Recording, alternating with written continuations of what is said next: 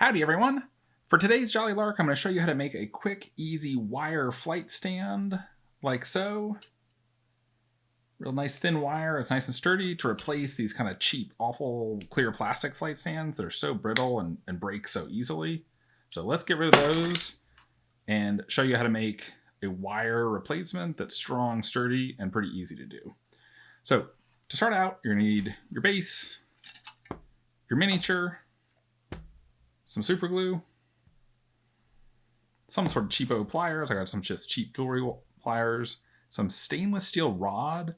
This is my favorite. The stainless steel rod is a little harder, a little stiffer than brass rods. You can go thinner, but if brass rod's what you have available, that's fine. But I'll put a link to the steel rod in the links below.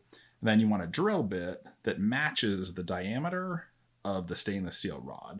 I'm using 1mm rod and a 1mm drill bit.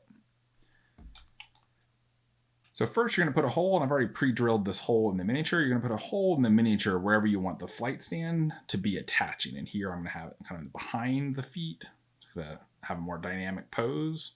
And you'll kind of hide it behind the feet.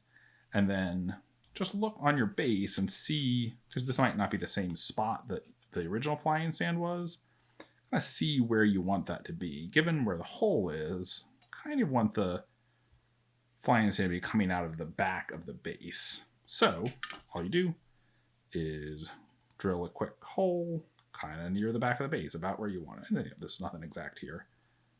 So I'm going to drill a quick 1mm hole all the way through the base that our wire flying stand is going to go through. And then take the pliers. I'm just going to bend a quick triangle into the bottom of this. Say a triangle, it's almost like you're making a little paper clip sort of shape. Try to keep it flat, like so that it sits flat under the base. And you're just going to make a shape like that underneath, and then bend the stem of it up at an angle, like so. And that's going to become the flying stand. Pop that in your base. Rotate it around so it's on a clean part of the base, like so. Do a quick test fit with your miniature so that you know you like the positioning. Yep. That looks good to me for a swooping, diving great eagle. And now we need to securely attach this little triangle that we've bent onto the base. There's a few different ways you can do that. You can use green stuff, you can use hot glue, those work okay. My favorite method is to actually use a mixture of super glue and baking soda. It creates a really strong bond, it dries really fast. And it's just kind of the quickest, easiest way and strongest way that I've found to do it. So you're going to put a generous amount of super glue there. You can put, that's a, like I said, pretty generous amount of super glue. And I keep a little jar of baking soda by my high bay area for just this purpose. You just kind of douse the super glue in baking soda. This dries super fast. I'm just give it like, 5 count while I'm talking, dump the extra back in the jar.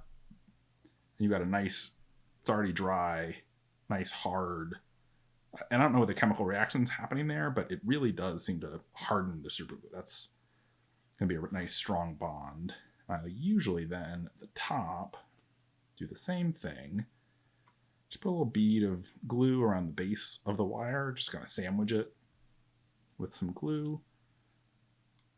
Drop a little baking soda on there. I am using baking soda, not baking powder, just like the standard baking soda you might have in your house for cleaning. Give that a second, tap the excess back into the jar, and that's it. That is going to be my flying stand. This is already dry and strong enough to just press that in here. And I think that these are a huge improvement over the plastic flying stands. I happily put this in a magnetic figure case, carry it around like this. This is not going to break, it's not going to snap. You can dramatically reduce your frustrations with the plastic flying stands. And just put on another little blob of super glue in here and glue that into the model. Now, one word of warning, when trimming these little bits of stainless steel rod to the correct size, you do probably want to use some sort of heavy duty snips. I can put a link to these below as well. I like these, but your standard hobby snips are not going to cut it. I found that out the hard way. You can see right here, we'll zoom in, that if you try to cut that stainless steel rod is harder than even a good quality clippers, and this is not even the detail snips. Like these are my big hobby snips, and put a big old divot in the blade. So don't do that. Use a real tool for cutting the stainless steel rod. And another word of warning on that, when you're cutting the stainless steel rod, be aware that the end that's facing out, if you're cutting this, that little bit right there, when you snip that, it's not hard to do, but it becomes a projectile. It goes flying. So just make sure you're pointing it somewhere where it's okay to go. Don't cut it towards your face or the camera. Don't point it at somebody else. Those little bits that you get cut off, they really go flying. You don't want to hurt anybody. So that's it. Quick and easy. This is not hard to do. Swap out those annoying clear plastic flying stands for something a little better, and save yourself some hobby frustration. All right, so fast forwarding a couple of days, the Eagles have landed. Paint jobs are all done. And as you can see, that wire base really kind of disappears, And if you're playing this against an opponent, you're on a table where the table itself is a little darker, that wire is just not super visible.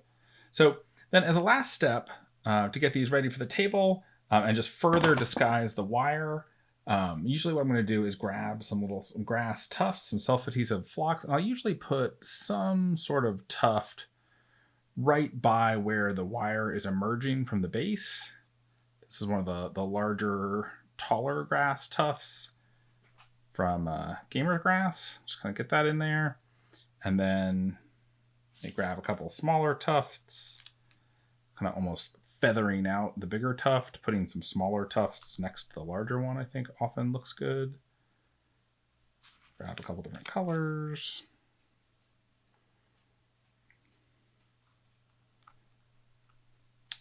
Like so.